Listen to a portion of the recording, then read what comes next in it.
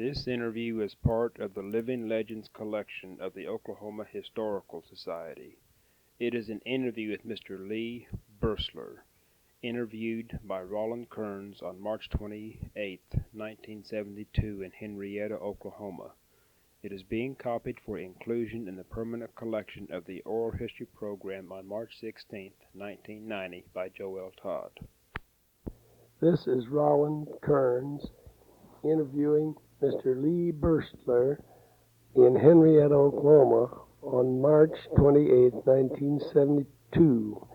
Mr. Boestler is a longtime resident of both Henryetta and Oklahoma generally and has very many interesting experiences and anecdotes of the past years which he will relate to us. Mr. Boestler? I was in Parsons, Kansas, out of a job, and I applied to the Katy Railroad, and they said, we need a transfer clerk at South McAlester, $50 a month. I said I'd take it, and he gave me a pass, and until I got on the railroad, till I got on the train, I didn't know I was coming to Indian Territory because the Katy runs out of Parsons in 5 directions. I came to South McAlester, Indian Territory in '06, which is 1 year before statehood. I worked for the Katy Railroad about 3 months and then went with McAlester Wholesale Grocer as a clerk and as a country salesman and as a city salesman and then as a branch house manager, which brought me to Henryetta. A little odd. I came here in 13. In 1914, I bought me a home at 308 Division, and I now live at 501 Division. In other words, from 1914 to today, I've moved a block and a half. I'm settled in one place, apparently, and I guess I'll be there the balance of my days. They ask that I give a list of the things I have done individually. In 1916, I quit my employer and 3 brothers, Lee, Ross, and Harry, organized Boestler Brothers, a wholesale grocer. We are still a corporation, but in 1970, we sold our merchandise, and I'm now cleaning up. I helped organize the Kennedy Lumber Company in 1925, a partnership now owned by Lee, Ross, and Frank Boestler. Organized Boestler Patton Partnership, my brother, my daughter, and my nephew. We 4 partners. I'm proud of this. I have attended a Rotary meeting each week for 51 years. I will receive a medal plaque for Rotary District 611 at the District Convention, April 22nd. I have attended 2 international Rotaries, have Masonic pin showing 60 years membership. Am I too? No, that's fine. World War I, Harry Boestler, member of Boestler Brothers, killed in battle March 22nd, 1918, the first soldier from Oklahoma killed in battle. I was general chairman of the committee of the Chamber of Commerce that brought Pittsburg plate glass to Henryetta. Here many years, now employing more than 675 people. Big financial boost to Henryetta economy. Committee furnished land for site, railroad siding, and other favors. President Henryetta Chamber of Commerce 3 times. Organized American Exchange Bank in 1933 after all the banks failed. Elected as first president and served as president since, which is 39 years as president of the bank. The reorganized bank sold their shares for $75, or a total of only $37,500 for the entire bank. This bank now has a capital of $1,550,757 as of December 31st. Paid modest dividends, a good record. Right after the close of World War I, local Red Cross, no money. I moved the desk and records to my office, and for 13 years was listed as Home Service Secretary, for which I wrote letters for returned soldiers and so forth, served without pay, even furnished my postage stamps. War number 2, served all through the war as Henryetta Draft Board. Member of Henryetta School Board 12 years, served 9 years as president. During this time, school treasurer short $23,500. On a trade, I collected the full amount from the insurance company, no loss to school. President, Oklahoma Wholesale Grocers Association. Served one term as board member, National American Wholesale Grocery Association.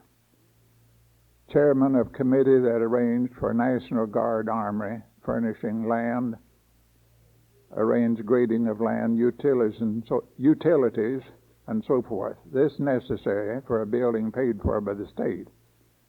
Charter member, Henryetta Rotary Club, organized 1916. Charter member, Henryetta Golf Club, organized 1920. Hole-in-one, July 4th, 1928. Won handicap individual tournament 2 times. Member, Henryetta Presbyterian Church since 1916. Served as trustee many years. Chairman of the committee that brought 4-lane paved highway IH-40 through Henryetta instead of Holdenville. This good for the community.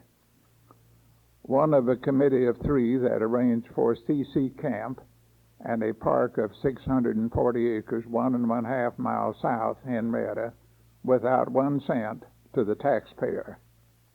CC Camp built 2 shelter houses of stone and a bathhouse and a 60-acre swimming pool. Many tables for evening lunch. I saved a copy of the magazine printed by Pittsburg Plate Glass Company in 1949. They devote 8 pages to Henryetta with many pictures. Early in this article, they state that Hugh Henry, a Part Creek Indian, drove a wagon through Henryetta and saw coal at the edge of the creek, and he said, "Here I start," and he named it Henryetta City. Later it was changed to Henryetta.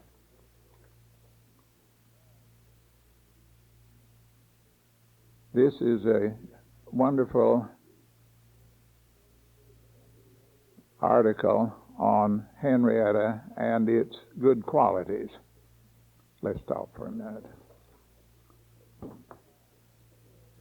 I have a scrapbook on my connection with the Rotary Club, and I have attended a good many conventions and have received plaques in the past for attendance, and I will attend the Rotary District Convention in Muskogee, which covers a part of 4 states, and I will receive a plaque there and a pin showing 51 years of attendance without missing a meeting. To do this, you have to have good health and a determination at times to put yourself out a little bit. Well, Mr. Boestler, this certainly is a wide range of accomplishments and a varied experience during a very long and interesting lifetime.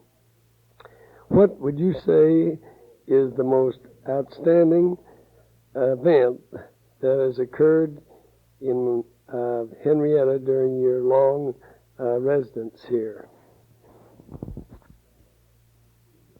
E.M. Johnson was president of the Chamber of Commerce, and he also managed the Eagle Pitcher smelter.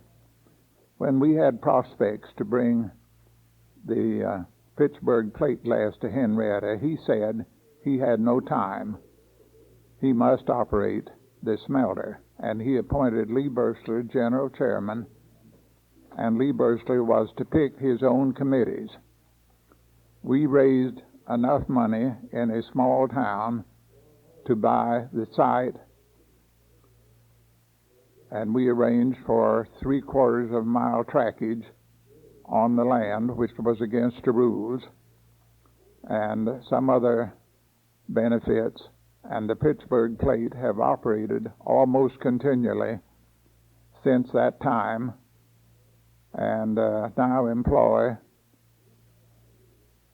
675 to 700 people at good wages, and they have been for Henryetta a great benefit, paying good wages and steady employment.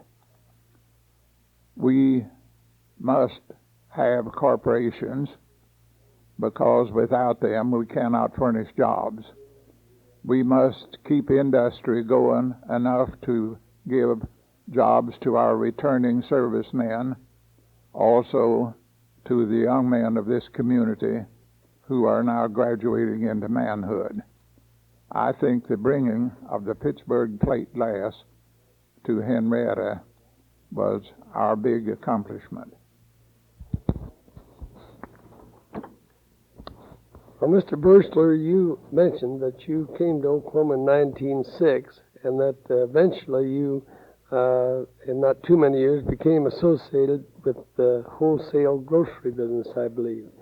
And I'm just wondering, during that time, and especially during the Depression, if you can remember any time when people did not have enough to eat, or when conditions were far different from the conditions we find now. Well, Henryetta has had many troubles, and maybe I shouldn't be telling them. When I came to Okmulgee County in 1913, we had 21 banks in this county. All of them had trouble and had to reorganize, excepting one bank in Okmulgee, the First National. Henryetta lost 4 banks during that time and many bankruptcies. This because our community went up and down.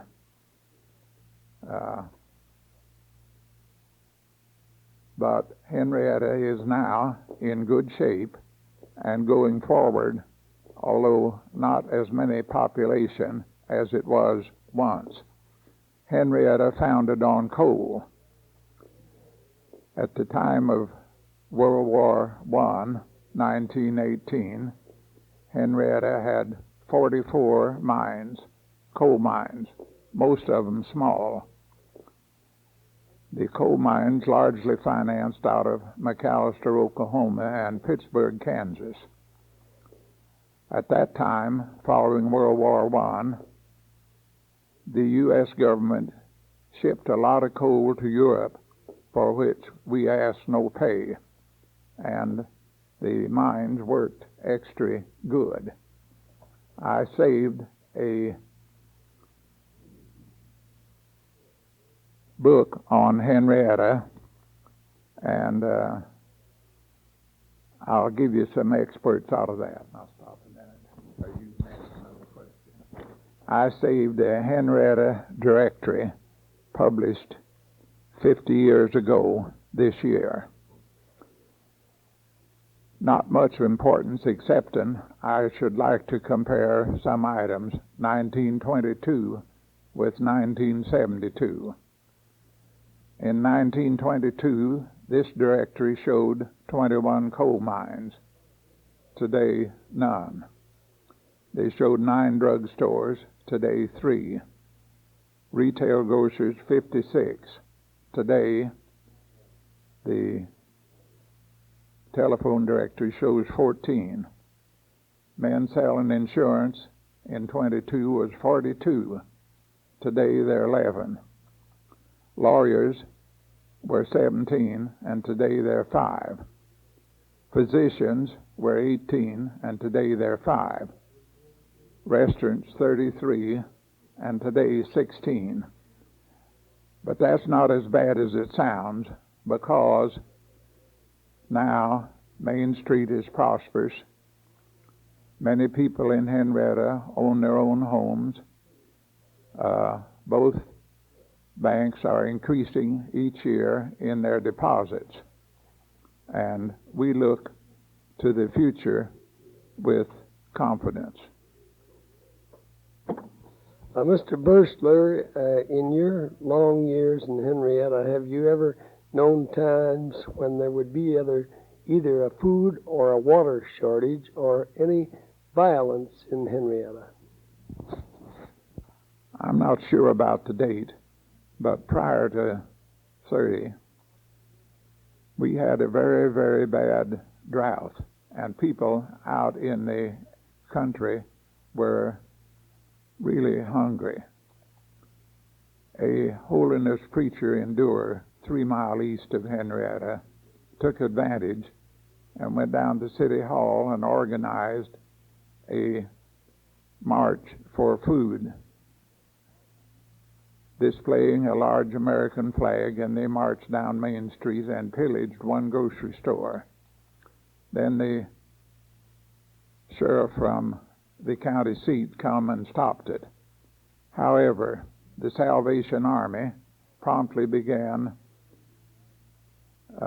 feeding the hungry people out in the country. My wholesale grocer furnished them with all the beans in a sack they needed, and a local produce house of potatoes. The Salvation Army picked up soup bones, and everybody that asked for it got soup. Soon the Red Cross came along and furnished us with a lot of food. And that went on until the following spring. There was no work in the mines, and ultimately the Red Cross fed a lot of people. New England, Arkansas also had a food riot, and they wanted to reestablish.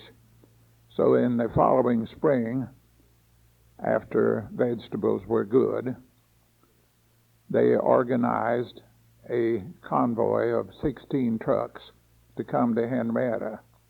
When they reached the state line at Fort Smith, they went up through Muskogee on an advertising, and then to Okmulgee, and in a roundabout way to Henryetta.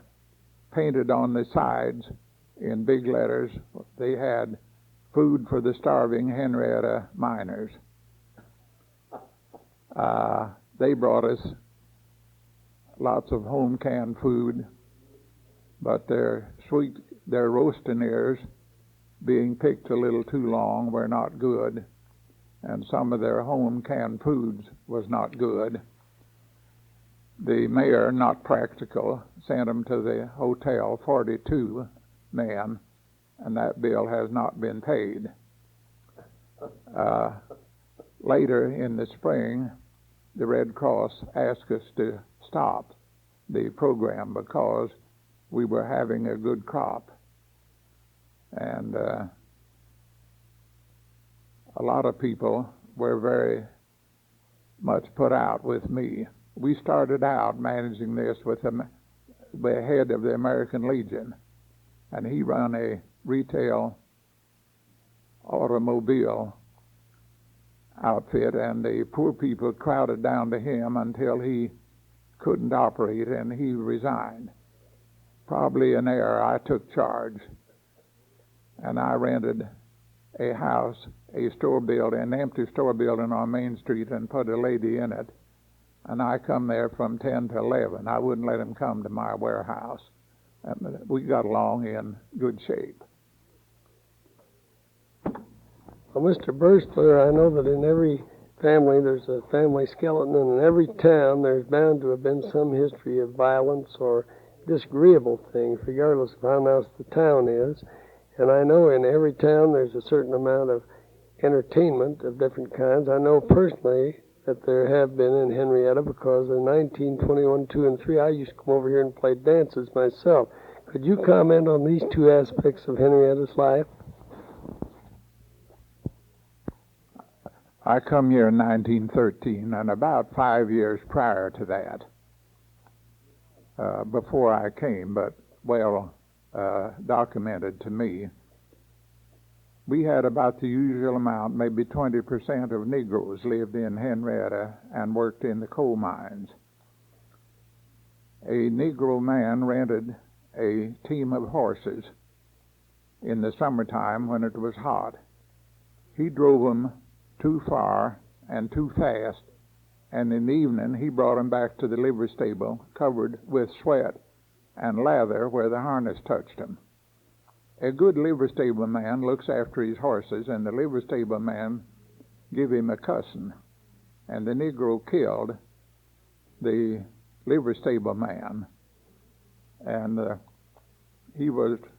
this Negro promptly arrested and put in jail. Within a short time, the citizens broke into the jail, hung him to a telegraph pole, and shot him full of holes. That evening, they drove all of the Negroes out of the city of Henryetta, and from then until now, no colored people have lived inside Henryetta.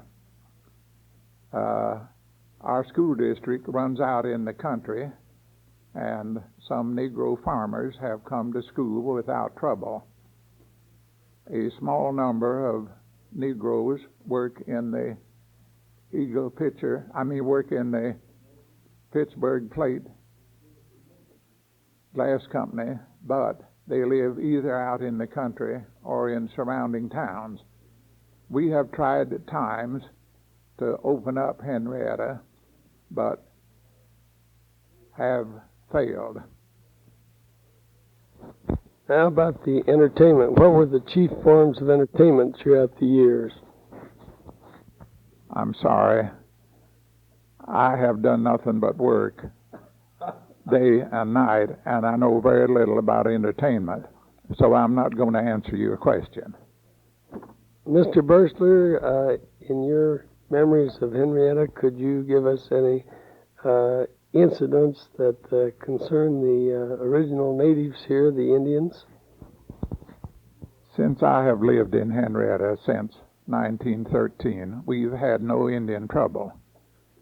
But about 5 or 6 years prior to that, an Indian called Crazy Snake lived about 7 miles southeast of Henryetta, and he organized what is known as the Crazy Snake Rebellion. And while he done nothing bad, he gave Henryetta a big scare, and the National Guard was sent in here. But no trouble came, and nobody hurt. That's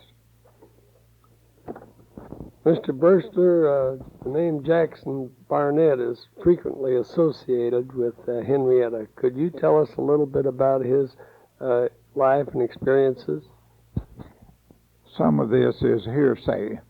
When the Dawes Commission listed the Indians, Jackson Barnett, not really bright, sat on the ground and grunted. And they said, oh, let's list him over here northwest quite a ways and give him some very rocky land, which they did. Then he come back to Henryetta and lived out in the country, and I've seen him come to town with 2 ponies hitched to a spring wagon with chain harness, and he dressed in overalls. He lived around here very, very modestly until by accident this rocky land was rich with oil, and Jackson Barnett suddenly become quite rich. A woman supposed to have not a good reputation grabbed him and took him to Holdenville and married him, and then took him to Independence, Kansas, and married him. But the federal government never recognized the marriage.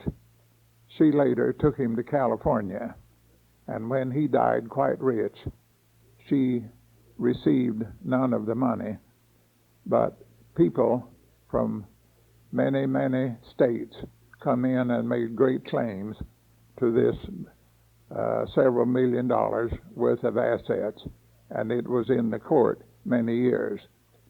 Jackson Barnett gave the Baptist Church in Henryetta a big donation by his guardian many years ago, but he donated to no other church, although all of them asked him after the original one. But I think his wife was pretty nice to him and took good care of him, and they lived in a nice home in California. This is an optimistic statement for the tail end of my talk. We have 4-lane paved highway running north, south, east, and west. IH-40 will eventually run from the Atlantic to the Pacific and will come through Henryetta. This will make us a good tourist stop. North and south, we're the first stop on the northbound traffic after you leave Hugo, and that makes us a good place to stop. We are known as an industrial district. For instance, the Pittsburg plate come to Henryetta largely because of our future coal deposits.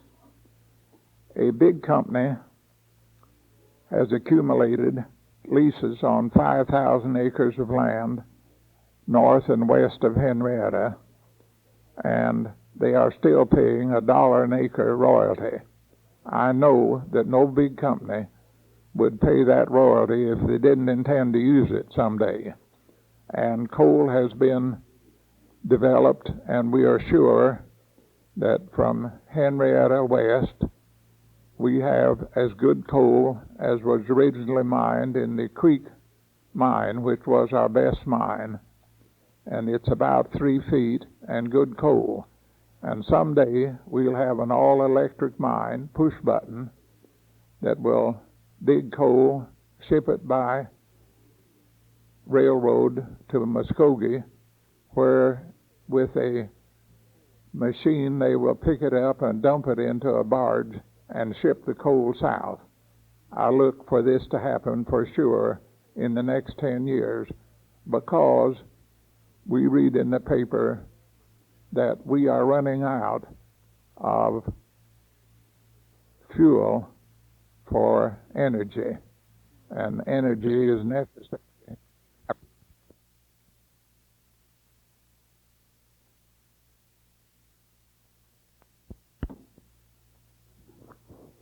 Mr. Boestler, you mentioned that you first came to McAlester, and I believe in our conversations earlier you said that McAlester City was named after a man, McAlester, and there are some rather interesting anecdotes about him. Would you care to relate those?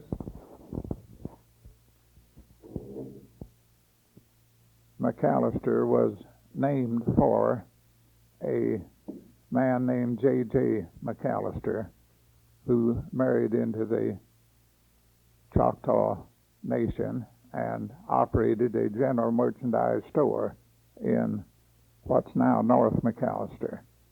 He operated a good store and made some money. He believed a lot in family. While I lived in McAlester, a man come in here supposed to be from California and claimed to be a second cousin. He confided to Mr. McAlester that he needed $10,000, and for security he had what was called a gold brick, a good-sized piece of gold. He persuaded McAlester to go with him to Muskogee, and they put up at a hotel, and by accident a man was registered at the hotel who analyzed for a living metals, and he bored into this gold brick and testified that it was solid gold and worth a very large amount of money. They returned to McAlester, and this supposed to be second or third cousin told Mr. McAlester that he needed for a special purpose $10,000 and that he would put up this gold valued much more as security. Mr. McAlester drew that amount from the bank and gave it to this man, and it was about 2 days before he realized that he had no gold. When J.J. McAlester ran for lieutenant governor and was elected, the newspapers carried the story, but the average voter didn't believe it, and it didn't hurt him in the election. I believe there was another little incident after he was elected that might be of interest too, Mr. Boestler.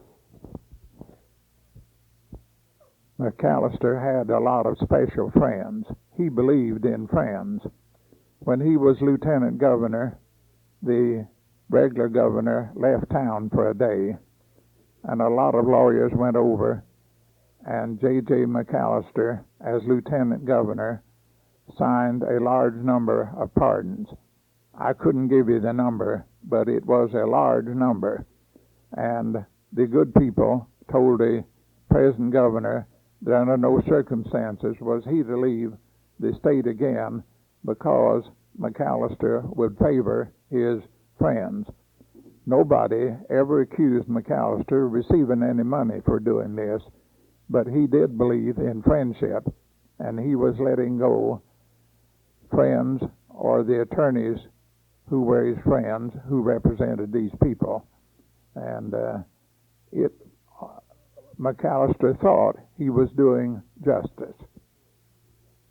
Well, thank you, Mr. Boestler, for a most interesting interview.